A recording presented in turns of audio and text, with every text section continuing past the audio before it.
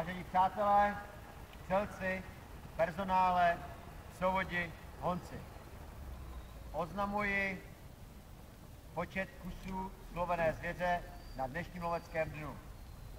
Dnes se nám podařilo slovit celkem 352 kusů drobné zvěře.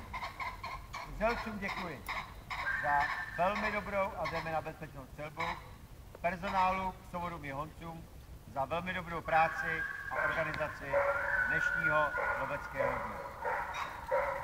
Po ukončení výřadu bude rozdělena zvěřina, a to následujícím způsobem. Hosté si mohou odebrat zvěřinu v počtu, který sami uznají za vhodné a který potřebují. Personál, psovodi a honci dle našich interních pravidel. Dále pak požádám střelce, kteří mají zájem o vyčištění lovecké zbraně, aby předstoupili sem ke mně. Zbraní bude odebrána, vyčištěna a poté vrácena. Ještě jednou vám všem děkuji za účast na dnešním loveckém dnu a přeji vám do další lovecké sezóny hodně loveckých úspěchů a upřímné lovu zdar.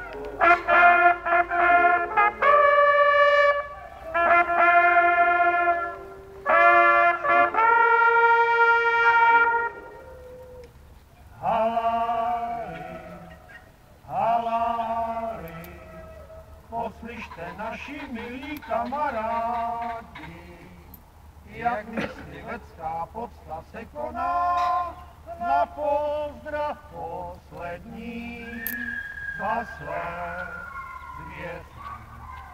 To zvyk je zděděný, jež 200 lovce ctí, to náš mrav starý.